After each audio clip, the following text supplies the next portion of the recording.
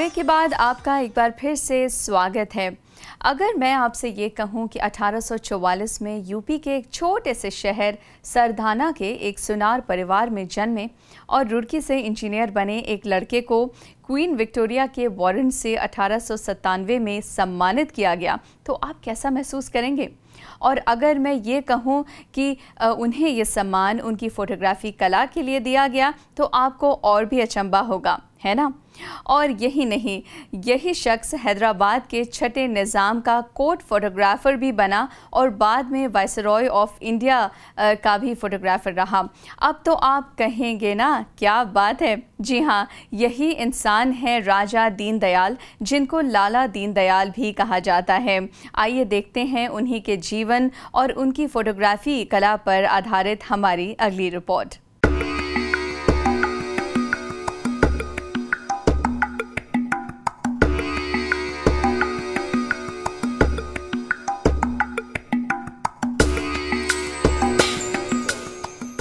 एक बटन को क्लिक किया और फ़ोटो खींची। ये शौक किसका नहीं है तस्वीरें उतारने का, हम सबका है। और आज कितनी आसानी से होता है।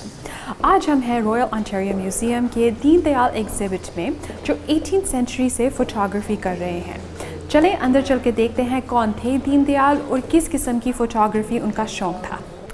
इनसे मिलिए, ये हैं राजा दीनदयाल, जो रॉयल फैमिली ऑफ हैदराबाद के पर्सनल फ़ोटोग्राफ़र्स थे। इनकी कंपनी थे Raja Deendayal and sons.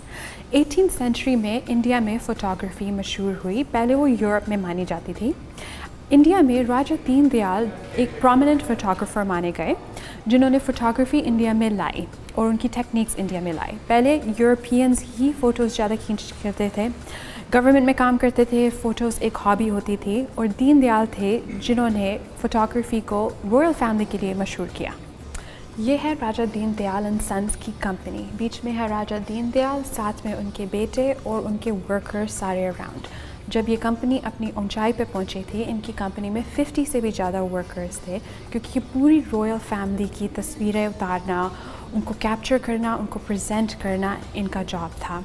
Cross cultural इनका देखा जाता है मिलाप, जो इन्होंने यूरोपियंस को भी हायर किया गया। और पहले देखा जाता था कि यूरोपियंस इंडियंस को हायर करते थे। तो काफ़ी ऊंचाई पे पहुंची थी राजा दीनदयाल की कंपनी। हैदराबाद सबसे ऊंचा प्रिंसली स्टेट माना जाता था 18th सेंचुरी में। और उनके जो रूलर थे, जो राजा थे, निज़ाम महबूब अली खान, माने जाते हैं कि उस टाइम में सबसे अमीर आदमियों में से एक थे। उन्होंने दीनदयाल को अपॉइंट किया जब उन्होंने अपना काम दिखाया कि वो कैसे खूबसूरती से इमेजेस को कैप्चर करते हैं रॉयल फैमिली के लिए। उनको उन्होंने अपना फ़ोटोग्राफ़र बनाया। उन्होंने ही राजा दीनदयाल को राजा का खिताब दिया, वॉरियर ऑफ फोटोग्राफी का। है ना दिलचस्प बात। जो राजा थे निज़ाम साहब, उनको शिकार का बहुत शौक़ था और शिकार ही है जिन्हें उन्होंने बहुत प्रोमिनेंट बनाया, राजा का खिताब दिलवाया। जो दीनदयाल थे वो उनके पर्सनल फ़ोटोग्राफ़र बने, स्पेशली शिकार के लिए, जो वो दिखाते थे कि किस हद तक उन्होंने अपने आप को ऊंचाई तक पहुंचाया। ये फ़ोटो काफ़ी ही दिलचस्प है देखने में कि शिकार के बाद कैसे उन्होंने शेरों की खालें बिछाई हुई हैं और उसके ऊपर अपने पैर जमाए हुए हैं, एक काफ़ी ख़तरनाक शिकार के बाद। और दीनदयाल ने कितनी खूबसूरती से दिखाया, जैसे उनको किसी को डर ही नहीं लग रहा हो। हमारे साथ आज ये एग्ज़िबिट देखने आए हुए हैं मोहम्मद अली अंसारी, जो हैदराबाद से हैं। आप यहाँ पे ये एग्ज़िबिट ही क्यों देखने आए हैं? जी, मैं आ गया था यहाँ कनाडा, तो चाहा कि इससे रॉयल ओंटारियो म्यूज़ियम भी देख लूँ। वरना हैदराबाद में भी हमारे यहाँ म्यूज़ियम है, लेकिन यहाँ के एग्ज़िबिट्स को देखने की ख्वाहिश हुई तो आ गए अब यहाँ। जो आप इन तस्वीरों में देखते हैं, क्या रिप्रेजेंटेशन है इनकी हैदराबाद से जुड़ी हुई? क्या आपको महक आती है हैदराबाद की? यकीनी बात है ना, पूरे हैदराबाद के माहौल में हैं हम और पूरा हैदराबाद हमको दिखाई देता है यहाँ। हम दीनदयाल के फ़ोटोज़ तो देखे ज़रूर हैं, लेकिन इतना बड़ा कलेक्शन और ये पूरी चीज़ एक जहाँ हम देखे नहीं, बावजूद है कि हम हैदराबाद में होते हुए। तस्वीरें खिंचाने का और पोर्ट्रेट्स बनवाने का किसे शौक़ नहीं है, पर 18th सेंचुरी में दीनदयाल थे वो जिन्होंने पोर्ट्रेट्स का फ़ैशन शुरू किया। उनका जो सैलून था, आर्ट फोटोग्राफी सैलून, काफ़ी मशहूर हुआ। उसके अंदर 16 कमरे थे और दीनदयाल ने अपने जो इंजीनियरिंग का बैकग्राउंड था, सर्वेइंग का बैकग्राउंड था, उसकी तरह उन्होंने एक लिफ्ट बनवाई जिसमें औरतें और आदमियों का सेपरेट सेक्शन होता था और वो लिफ्ट से डिफरेंट कमरों में जाते थे।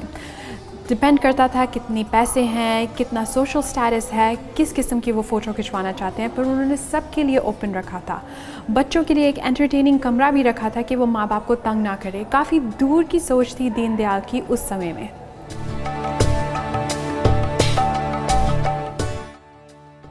राजा दीनदयाल एंड सन्स के सैलून में बैठ के हम फ़ोटो तो नहीं खिंचवा सकते, शायद उसका कुछ अलग ही मज़ा रहा होगा, पर यहाँ हम रॉयल ओंटारियो म्यूज़ियम के एग्ज़िबिट में आके उनके बारे में काफ़ी कुछ सीख सकते हैं और तस्वीरें देख के ये महसूस कर सकते हैं कि उस समय में क्या माहौल रहा होगा।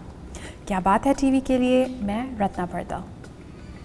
सचमुच राजा दीनदयाल की कला देखकर मन खुद ब खुद कह उठता है, क्या बात है। और यही उद्देश्य होता है हमारा इस शो के माध्यम से कि आप सभी को इन विशेष प्रतिभावान लोगों से रूबरू करवाएं कि जो कहीं इतिहास के पन्नों में खो कर रह गए हैं। इनके बारे में जानकर हमें ये अवसर मिलता है कि हम इन्हीं की तरह कुछ ऐसा करें जो अगली कई पीढ़ियों तक सभी को याद रह जाए। कार्यक्रम में हम लेंगे अब एक छोटा सा ब्रेक और ब्रेक के बाद हम जल्द ही वापस लौट कर आ रहे हैं आप ही के पास।